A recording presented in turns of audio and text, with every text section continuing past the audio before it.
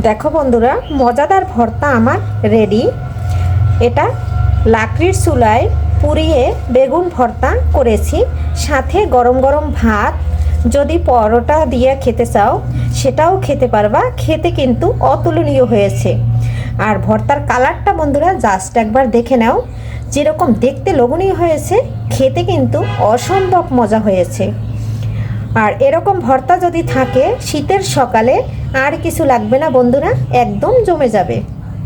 নমস্কার বন্ধুরা, আমি পাপড়ি কিচেন অ্যান্ড ব্লগ থেকে চলে আসলাম তোমাদের মাঝে নতুন একটা রেসিপি নিয়ে। বেগুন পোড়া ভর্তা তো অনেকে অনেকভাবে খেয়েছো, আজকে আমি কিভাবে করি বন্ধুরা বেগুনের ভর্তাটা দেখো। বেগুন ভর্তা করার জন্য নিয়ে নিচ্ছি ধনেপাতা কুচি করে, আর নিয়ে নিচ্ছি শুকনো লঙ্কা, আর নিয়ে নিচ্ছি কাঁচামরিচ, আর নিয়ে নিচ্ছি 2টা পেঁয়াজ, আর নিয়ে নিচ্ছি বড় সাইজের একটা বেগুন। এখন আমি বেগুনটা চুলায় পুড়িয়ে নেব, তারপরে আমি কিভাবে ভর্তা করি দেখতে থাকো বন্ধুরা, সাথে থাকো। দেখো বন্ধুরা, চুলায় চলে আসলাম বেগুন পোড়াইতে, আর ধাউ ধাউ করে আগুনটা জ্বলতেছে, আর এদিকে বেগুনটা আমি চুলার মধ্যে দিয়ে দিয়েছি। দেখতে থাকো বন্ধুরা কিভাবে চুলায় বেগুনটা পুড়িয়ে নিচ্ছি। দেখো বন্ধুরা, আমি কিন্তু একটা লাঠি দিয়ে আমি ঘুরে ফিরিয়ে দিচ্ছি যাতে ভালো করে বেগুনটা পোড়া হয়ে যায়। দেখো বেগুনটা কিন্তু আমার প্রায় পোড়া হয়ে গেছে, আর কেমন আগুন জ্বলছে চুলায়, দেখো তো। লাকড়ির চুলায় বেগুন পুড়িয়ে ভর্তা খেতে কিন্তু বন্ধুরা দুর্দান্ত হয়। দেখো বন্ধুরা, বেগুনটা কিন্তু সুন্দর করে পুড়ে নিয়েছি, আর এটা কিন্তু আমি উঠানোর সময় দেখাইতে পারি নাই, কারণ চুলাটা অনেক গরম ছিল, হিট ছিল, ধাউ ধাউ করতেছিল।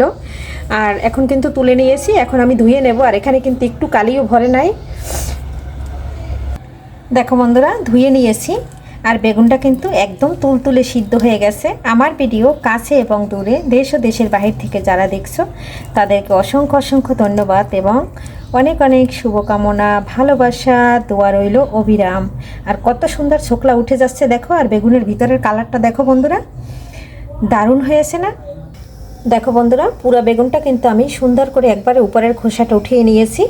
এখন কিন্তু আমি ভর্তা করতে চলে যাচ্ছি। দেখো বন্ধুরা, দিয়ে দিচ্ছি 3টা শুকনো মরিচ, আর দিয়ে দিচ্ছি সরিষার তেল। সরিষার তেলটা দিয়ে শুকনো মরিচটা খুব সুন্দর করে ভেজে নেব।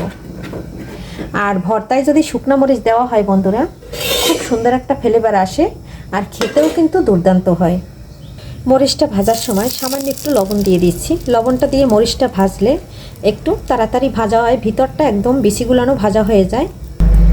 লবণটা দিয়ে মরিচটা সুন্দর করে ভেজে নেব। আর এই মরিচটাই কিন্তু প্রচুর ঝাল বন্ধুরা, আমি কিন্তু আর দেব না। এখানে কিন্তু এই শুকনো মরিচটায় ঝাল বেশি দেখে 3টা মরিচ দিয়েছি।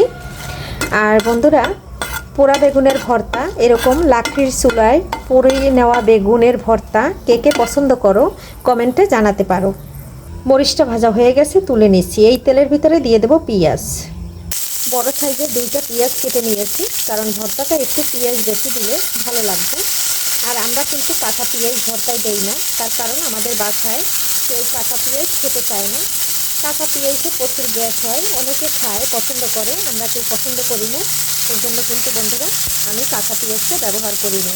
এর ভিতরে দিয়ে দেবো স্বাদ অনুযায়ী লবণ। এখানে আমি স্বাদ মতো লবণটা দিয়ে দিচ্ছি। এদিকে বেগুনটার ভিতরটা একটু দেখে নিচ্ছি যাতে কোনো পোকা টোকা আছে কি না, তা চেক করে নিচ্ছি বন্ধুরা। কোনো পোকামাকড় নাই, তারপরেও সবাই একটু এভাবে চেক করে নেবে। কাঁচামরিচটা যে দিয়ে দিয়েছি, এর ভিতরে সামান্য একটু হলুদ দিয়ে দেবো। একটু হলুদের গুঁড়া দিলে পরে পেঁয়াজ এবং মরিচটার কালারটা খুব সুন্দর আসবে। দেখো, এখানে কিন্তু আমি নেড়ে চেড়ে ভেজে নিচ্ছি। আমার যে বন্ধুরা সবসময় কন্টিনিউ ভিডিও দেখে, এখনও সাবস্ক্রাইব করে নাই বন্ধুরা, ভিডিওর কোনো অংশ ভালো লেগে গেলে একটু সাবস্ক্রাইব করে পাশে থেকে যাবে।